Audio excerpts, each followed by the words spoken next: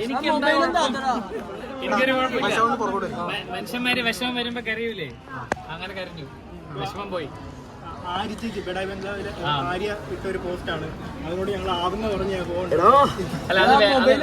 അത് വേറെ കോണ്ടസ്റ്റിൽ പറഞ്ഞാണ്. അങ്ങനെ അതും ഇതുമായിട്ട് യാതൊരു ബന്ധമില്ല. അത് വേറൊരു കോണ്ടസ്റ്റിൽ പറഞ്ഞാണ്. അത് ഇതുമായിട്ട് യാതൊരു ബന്ധമില്ല. ശരിക്കും ബിഗ് ബോസിൽ സിബിചേട്ടൻ വന്നതിന് ശേഷമാണ് കളി മാറിയെന്ന് പ്രേക്ഷകർ ഇപ്പോഴും പറയുന്നുണ്ട്. അപ്പൊ ഈ കളി മാറിയ സമയത്ത് ഈ പുറത്തേക്ക് പോകുന്നത് ഞാൻ പറയട്ടെ, ഞാൻ പുറത്തേക്ക് പോകുക എന്നുള്ളത് എന്റെ തീരുമാനമല്ല. ഓക്കെ, ഞാൻ ഇപ്പോഴേ പറയാം, പുറത്തേക്ക് പോകുക എന്നുള്ളത് എന്റെ തീരുമാനമല്ല. അതിനെക്കുറിച്ച് കൂടുതലായിട്ടുള്ള കാര്യങ്ങൾ നമുക്ക് പിന്നെ ഡിസ്കസ് ചെയ്യാം. ഞാൻ എന്തായാലും പുറത്ത് പോകണമെന്ന് ഒരിടത്തും ആരോടും ആവശ്യപ്പെട്ടില്ല. ആ വീട്ടിന്റെ പുറത്തേക്ക് വരണം എന്നുള്ളത്, നമ്മൾ ഇമോഷണലി ഡൗൺ അല്ലേ, നമ്മൾ ഇമോഷണലി ഡൗൺ ആയിരിക്കുമ്പോൾ നമ്മുടെ ഇമോഷൻസ് കൺട്രോൾ ചെയ്യുക. അതിന് വേണ്ടിയിട്ടൊരു റീഫ്രഷ് മോഡ് എനിക്ക് ആവശ്യമായിരുന്നു, അത്രേ ഉള്ളൂ. അല്ലാണ്ട് ചേട്ടന്റെ സ്വന്തം ഇഷ്ടപ്രകാരം വന്നതല്ല. ഇല്ല, ഞാൻ ക്വിറ്റ് ചെയ്തതല്ല ഷോ. കിട്ടിയതല്ല. അല്ല പുറത്ത് വരാതിരിക്കാൻ ശ്രമിച്ചിരുന്നു. നമുക്ക് ഇനി സംസാരിക്കാം, കുറച്ചുകൂടെ ലേറ്റസ്റ്റ് സ്റ്റേജിൽ സംസാരിക്കുന്നതല്ലേ നല്ലത്, കുറച്ചുകൂടെ. പുറത്ത് വരാതിരിക്കാൻ അതിനകത്ത് തന്നെ നിൽക്കാൻ ശ്രമിച്ചിരുന്നു. നമ്മള് ഇത് എന്റെ മാത്രം ഡിസിഷൻ അല്ലല്ലോ, നമ്മൾ അതിനകത്ത് കയറ്റുന്നതിന് കുറെ പ്രോസസ് ഒക്കെ ഇല്ലേ. അപ്പോൾ ആ പ്രോസസ് ഞാൻ ഒരു ഒറ്റയടിക്ക് ഒരു കാര്യം പറയാം. നമ്മളിങ്ങനെ ക്വസ്റ്റ്യൻ ആൻസർ ചെയ്ത് ഒരുപാട് സമയം പോകും. ബേസിക്കലി ഞാനൊരു എന്റർടൈനർ ആയിരുന്നല്ലോ. എന്റർടൈൻ ചെയ്യിക്കുക എന്നുള്ളതാണ് എൻ്റെ ഒരു ധർമ്മം. അത് ഞാൻ അതിനകത്ത് വൃത്തിയായിട്ട് ചെയ്തുകൊണ്ടിരിക്കുകയായിരുന്നു എന്നാണ് എൻ്റെ വിശ്വാസം. പക്ഷേ ലാൽ സാറ് വന്നിട്ട് പറഞ്ഞ കാര്യങ്ങൾ എനിക്ക് വേദന ഉണ്ടാക്കി. അതായത് എന്റർടൈനർ അല്ലേ നമ്മുടെ തൊഴിൽ. അപ്പോൾ എന്റർടൈൻ ചെയ്യുന്നില്ലേ, ആൾക്കാർക്ക് ഞാൻ എന്റർടൈനിങ് ആയിട്ട് തോന്നുന്നില്ലേ, എന്റെ എന്റർടൈനിങ് കയ്യിൽ നിന്ന് പോയോ? അപ്പൊ അങ്ങനെ തോന്നിയപ്പോ ഒരു എന്റർടൈനർ അല്ലെങ്കിൽ പിന്നെ എന്തിനു ഞാൻ അതിനകത്ത് നിൽക്കണം എന്നുള്ള ആ മൊമെന്റിൽ എനിക്ക് തോന്നി, ആ ഒരു നിമിഷം. അപ്പൊ ആ തോന്നലൊന്ന് ഒരു പിന്നെ നമുക്ക് ഒരടിയല്ലല്ലോ, മെഷീൻ ഗണ്ണായിരുന്നില്ലേ. അല്ല, ഈ ജാസ്മിൻ ജബ്രി വിഷയത്തിൽ ഇടപെട്ടപ്പോഴാണോ ശരിക്കും ഇങ്ങനെ ഒരു പ്രശ്നം പറ്റിയത്? അങ്ങനെയൊന്നുമില്ല. അവരൊക്കെ ആരാ? അവരൊക്കെ അവരെ ഗെയിം കളിച്ചിട്ട് അവരവരെ വഴിക്കും. അപ്പൊ അവരുടെ പ്രണയം ഫേക്ക് ആണെന്നാണ് ഞാൻ ഓൾറെഡി പറഞ്ഞെന്ന് തോന്നുന്നത് അവിടെ വെച്ചിട്ട്. അല്ലേ, ലാലേട്ടന്റെ എപ്പിസോഡിൽ തന്നെ ഞാൻ പറഞ്ഞില്ലേ, നാട്ടുകാരെ പറ്റിക്കൽ പരിപാടിയാണ്. ബിഗ് ബോസിന്റെ മൈൻഡ് ഗെയിമിൽ ചേട്ടൻ ഒരു മിനിറ്റ് ഞാൻ പറഞ്ഞുതരാം, അതിനുള്ള ആൻസർ കൃത്യമായി ഞാൻ പറഞ്ഞുതരാം. അതായത് ആ വീട്ടില് എനിക്കൊരു ഗെയിം, ബാക്കി 18 പേർക്ക് ഒരു ഗെയിം. ഇതിന്റെ അപ്പുറത്തേക്ക് ബിഗ് ബോസിനൊരു മൈൻഡ് ഗെയിം ഉണ്ട്. ആ ബിഗ് ബോസിനെതിരെയുള്ള മൈൻഡ് ഗെയിം ആ വീട്ടിൽ ഇരുന്ന് എനിക്ക് പ്ലാൻ ചെയ്യാൻ പറ്റില്ല. കാര്യം ഞാൻ എന്ത് ചെയ്താലും പറഞ്ഞാലും അത് ബിഗ് ബോസ് കേൾക്കും, കാണും. അപ്പൊ അദ്ദേഹത്തിനെതിരെ ഒരു മൈൻഡ് ഗെയിം പ്ലാൻ ചെയ്യണ്ടേ?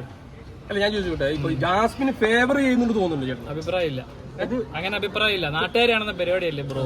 ജാസ്മിനെ ഫേവർ ചെയ്താൽ നിങ്ങൾ വെറുതെ വിടുവോ? ഏറെ കേട്ടില്ലേ? എങ്കിലും ലാലേട്ടൻ ഒരു എപ്പിസോഡിൽ ജാസ്മിനെ പൊക്കി പറയുന്ന നിങ്ങൾക്ക് തോന്നി? അല്ല, ഈ സിബിൻ ചേട്ടൻ കാണിച്ചു എന്ന് പറഞ്ഞ സംഭവം ഇവിടെ ആരും പ്രേക്ഷകർ കണ്ടിട്ടില്ല. അതെന്തുകൊണ്ടാണ് കാണിക്കാത്തതെന്ന് പറയാൻ പറ്റും? അത് BCCI റൂൾ ഉണ്ടെന്ന് കാര്യം ഞാൻ കാണിച്ചിട്ടാ. ഞാൻ അതിനകത്ത് ചെയ്തതിന്റെ മൊത്തം റെസ്പോൺസിബിലിറ്റി ഞാൻ എടുത്തു. എനിക്ക് എന്താ പറയാ, ഊളയെന്നോ അങ്ങനത്തെ ഭാഷകളൊന്നും ഉപയോഗിക്കാറുണ്ടോ. എന്റെ ഏറ്റവും മാന്യമായ രീതിയിൽ ആ ഫ്രസ്ട്രേഷൻ ഞാൻ പുറത്തേക്ക് വിട്ടത് ആംഗ്യത്തിലൂടെയാണ്. അത് ഞാൻ പൂർണ്ണ ഉത്തരവാദിത്തം ഞാൻ ഏറ്റെടുക്കുന്നു. ഈ സ്വന്തമായിട്ട് തീരുമാനം എടുത്തില്ലെന്ന് പറയുമ്പോൾ തന്നെ വാക്കൗട്ട് ചെയ്തത് എങ്ങനെയാണ്? വാക്കൗട്ട് എന്ന് എനിക്കറിയില്ല, അതങ്ങനെ ഇൻഫർമേഷൻ നിങ്ങൾക്ക് എവിടെ നിന്ന് കിട്ടിയെന്ന്. ആരോഗ്യ പ്രശ്നങ്ങൾ കാരണം മാറ്റുന്നു എന്നാണ് എന്നോട് പറഞ്ഞത്. അതായത് ഡോക്ടറിന്റെ ഡോക്ടർ അങ്ങനെ ഒരു പ്രശ്നം ഇല്ല നിങ്ങൾക്ക് തോന്നുന്ന. അപ്പൊ ഇതിന്റെ ക്രെഡിബിലിറ്റി പോകില്ലേട്ടാ, ഈ ഏഷ്യാനെറ്റിലെ ബിഗ് ബോസ് ഇതിന്റെ ക്രെഡിബിലിറ്റിയെ ബാധിക്കില്ല ഈ സംഭവം? ഞാൻ പറയട്ടെ, എനിക്കൊരു അഭിപ്രായം ഇല്ല. ശരി തെറ്റുകളില്ല, റേറ്റിംഗേ ഉള്ളൂ. ബേസിക്കലി സത്യം പറഞ്ഞ എന്താണ്, ഇപ്പൊ ആരോഗ്യ പ്രശ്നമില്ല എന്ന് പറയുകയും നമ്മുടെ ഫാമിലിനെയൊക്കെ കണ്ടിട്ട് കുറച്ച് ദിവസം ഞാനൊന്ന് അങ്ങോട്ട് പോകുന്നതിനെ കുറിച്ച് എന്താണ് നിങ്ങളുടെ അഭിപ്രായം? നമുക്ക് ഇരുന്ന് സംസാരിക്കാം. എന്താ ഇപ്പം വാക്കൗട്ട് ചെയ്തു ഇല്ലെങ്കിൽ ആരോഗ്യ പ്രശ്നമാണെന്ന് പറയുന്ന അർത്ഥത്തില് ഞാൻ കരയുന്നത് നിങ്ങൾ എല്ലാവരും കണ്ടതല്ലേ. ഞാൻ വിഷമം വന്ന മനുഷ്യർ കരയും.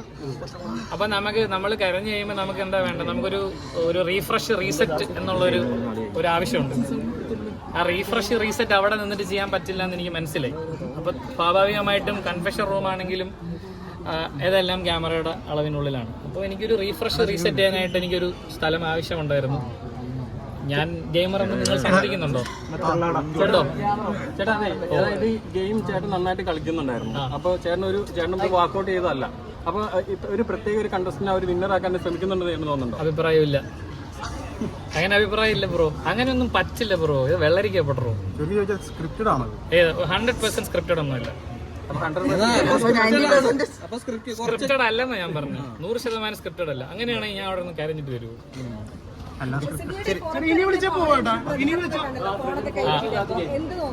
അല്ല, I am very much overwhelmed. എന്നെ നിങ്ങൾ ഭയങ്കരമായിട്ട് സ്വീകരിച്ചത് എനിക്ക് ഒത്തിരി ഒത്തിരി നന്ദിയുണ്ട്. എന്താ പറയാ, സ്നേഹം മാത്രം എല്ലാവരുടെ അടുത്തും.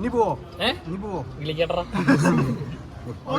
Thank you guys, thank you so much. നിങ്ങളുടെ സപ്പോർട്ടിനൊക്കെ കോടാനുകൂടി നന്ദി. Thank you so much guys.